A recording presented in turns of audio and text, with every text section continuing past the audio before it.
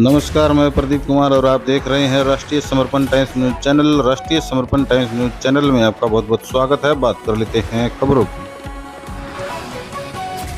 खबर दरअसल बहादुरगढ़ नगर परिषद से संबंधित है। बता दें कि मैन बाजार स्थित कमेटी चौक पर दुकान नंबर 5 और 6 के बीच में सामूहिक जीना यानी कि सीढ़ी है, जिनको लेकर दोनों दुकानदारों के बीच में काफी लंबा विवाद चला हुआ था।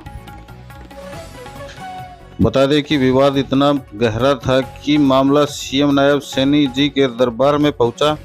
दरअसल सीएम दरबार में फैसला यह हुआ था कि दोनों दुकानों की रजिस्ट्रियां की जाए और जीने को अलग रखा जाए, यानी कि सार्वजनिक रखा जाए।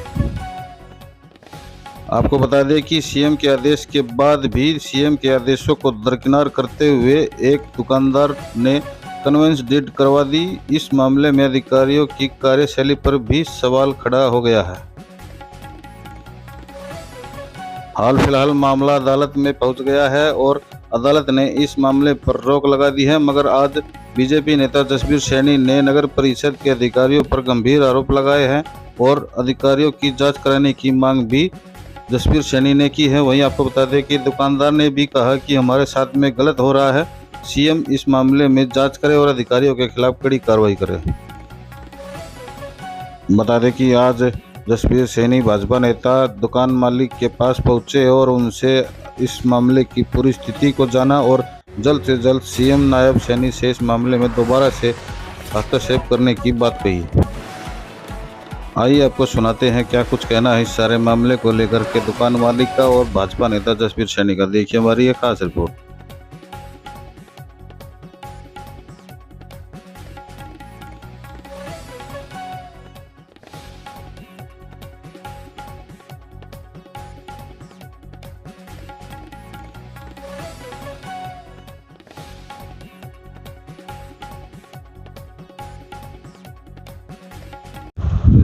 क्या नाम आपका? रविंद्र जैन।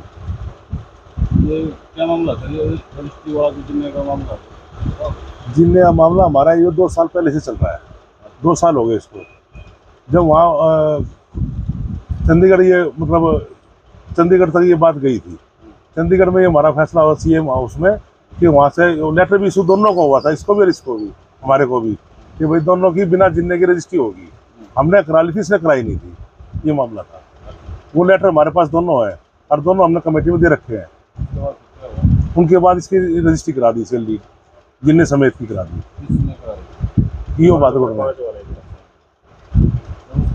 आपने इसके बारे में प्रतिक्रिया दिखाई? हमने एसडीएम को लगाई। पहला पता लगा कि इसकी रजिस्ट्री होने वाली है। हमने इसकी सेल डीड से पहले एप्लीकेशन हमारी एसडीएम को समाधान शिविर में लगा रखी है, सीएम विंडो लगा रखी है कि आज सीएम के आदेशों की अवहेलना हुई है। सीएम साहब ने क्या कहा इस मामले में? इस मामले में हमारे को लिखित में दे रखा है कि बिना जिन्ने की रजिस्ट्री होगी, ना जिन्ना एज इट इज रहेगा। मतलब सीएम साहब के आदेश हुआ कि भाई जिन्ने दोनों वाले बिना जिन्ने की रजिस्ट्री होंगी, उसको भी लेटर इशू करा, हमारे को भी लेटर इशू करा। दोनों को लेटर इशू रखा है कार्यकारी अधिकारी ने। उस टाइम में जो ईओ था रोहित, संजय रोहित ने दोनों को लेटर इशू करेंगे। ये जो रजिस्ट्री कराई गई है आप जिन्ने हाँ। ये कार्यकाल में की है? ये जो नया ईओ आया है, क्या लगता है क्यों सर ये कराया है? ये बताया कि क्यों कराई है। आपने कंप्लेंट में क्या लिखा है? भाई हमने यही लिखा भी जो कराई है सीएम साहब के आदेशों की अवहेलना हुई है। अब क्या कर रहे हो? हमारी जिन्ना एज इट इज रहे। क्या दिक्कत आ रही है?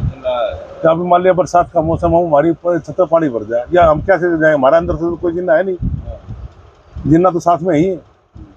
दोनों की दुकानें एक एक मंजिल बनी हुई है, अब कैसे जाए जिन्ना? तो कोर्ट में भी आपने? हाँ, कोर्ट में लगा रखा है। कोर्ट में कोर्ट में स्टे। क्या कहना चाहते हो? बरस तो भाई एज इट इज रहे। जो जिन्ना है एज इट इज, जो है वो एज इट इज रहे जिन्ना। जसवीर जी बताएं सर, ये जो जिन्ना जो है रजिस्ट्री ना कराने का जो है सीएम आवास के वहाँ से आदेश हुआ बता रहे हैं, और उसके बाद भी यहाँ पर जो है जिन्ने की रजिस्ट्री दूसरे पक्ष के द्वारा करा ली गई है, तो इसको क्या कहना चाहते हैं? देखिए, सारी बात भाई साहब ने आपको बता दी।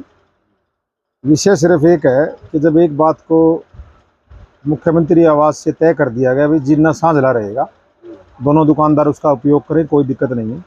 उससे अलग जो रजिस्ट्री अपनी करवा सकते हैं, लेकिन फिर भी नगर परिषद अधिकारियों ने मुख्यमंत्री जी के आदेशों की अवहेलना करते हुए एक पक्ष के फेवर में वो रजिस्ट्री की है, सरासर गलत है।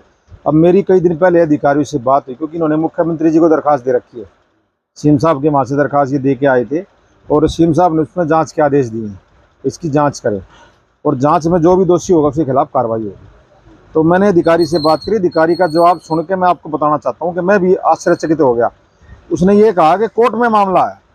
अरे कोर्ट में मामला तो बाद में गया, रजिस्ट्री तो आपने पहले कर दी। कोर्ट में तो अपने बचाव के लिए गए हैं ये लोग। कोर्ट का मैटर आप तब कहेंगे जब पहले कोर्ट में चले गए हों, लेकिन रजिस्ट्री हो चुकी है, उसको रुकवाने के लिए, उस पर स्टे के लिए ये बाद में गए हैं कोर्ट में, ना कि पहले गए हैं। यानी कि मेरा मतलब ये है, मुख्यमंत्री जी से मैं आग्रह करना चाहता हूँ कि कुछ अधिकारी बात को घुमा रहे हैं। आपने जांच के आदेश दिए हैं और उन्होंने कहा कि एसडीएम साहब जांच करेंगे। मेरी इस वीडियो के माध्यम से एसडीएम साहब से प्रार्थना है कि आप निष्पक्ष जांच करें, जो भी अधिकारी इसमें दोषी हो उसके खिलाफ लिख के दें सीएम साहब को, नहीं तो हम लिख के देंगे। दूसरा मैं कहना चाहता हूं कि इनके साथ गलत हुआ है, ठीक है, और इनके साथ गलत हुआ है तो सरकार न्याय करेगी। और मेरी अपील प्रार्थना है कि ऐसा नहीं होता कभी भी कि एक आदेश अगर जारी किए सरकार ने, उसके अवहेलना करते हुए आप, सरकार से बड़े नहीं है अधिकारी, लेकिन अब बात को घुमाने के चक्कर में कह रहे हैं कि कोर्ट का बहाना बनाएंगे। मैं खास तौर पे कहना चाहता हूं कि गलत रिपोर्ट कोई भी अधिकारी ना देना भाई, क्योंकि सीएम साहब को सारी बात पता है और व्यक्तिगत तौर पर दोबारा हम सीएम साहब से मिलेंगे। और मेरी मुख्यमंत्री से प्रार्थना है, इस तरह के अधिकारी जो गलत काम करके और सरकार की छवि खराब कर रहे हैं, आमजन को परेशान कर रहे हैं और फिर बैकडोर से उनको धमकियां देने की कोशिश भी की जाती है कि क्या हो जाएगा, कुछ नहीं होगा, दरखास्त देने से क्या होता है। तो मेरी अपील प्रार्थना है मुख्यमंत्री जी से, इस मामले में जो भी दोषियों के खिलाफ कार्रवाई हो और निष्पक्ष जांच हो, बहानेबाजी ना हो, टालम टोल ना हो। और ये ना हो, क्योंकि ऐसा बहुत सी शिकायतों में देखने को मिला है कि अधिकारी अपने लेवल पे उसका जवाब घुमा फिरा के भेज देते हैं और सच्चाई, जो सच है, वो सरकार तक नहीं पहुंच पाता। मेरा ये कहना है और मेरा ये कहना है कि इस मामले पे निष्पक्ष जांच होगी, जो भी दोषी के खिलाफ कार्रवाई हो।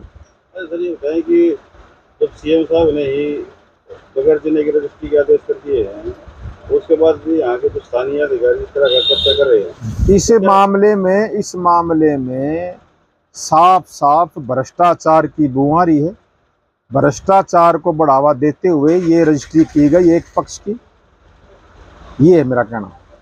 तो क्या सीएम साहब को इस तरह के अधिकारी को तुरंत प्रभाव से निलंबित नहीं कर देना? मैं तभी तो कह रहा हूँ, मेरी ये प्रार्थना है एसडीएम साहब से, इस मामले की निष्पक्ष जांच करें और सही रिपोर्ट सरकार के पास भेजें। तो क्या लगता है आपको इसमें अधिकारी के अलावा भी कोई और शामिल है?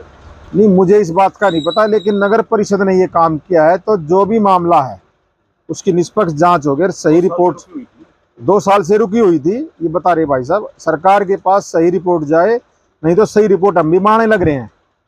हम भी रिपोर्ट देखेंगे अधिकारी क्या रिपोर्ट भेज रहे हैं, और सही रिपोर्ट इन्होंने बना रखी है, वो रिपोर्ट भी सीएम साहब को देने का हम काम करेंगे।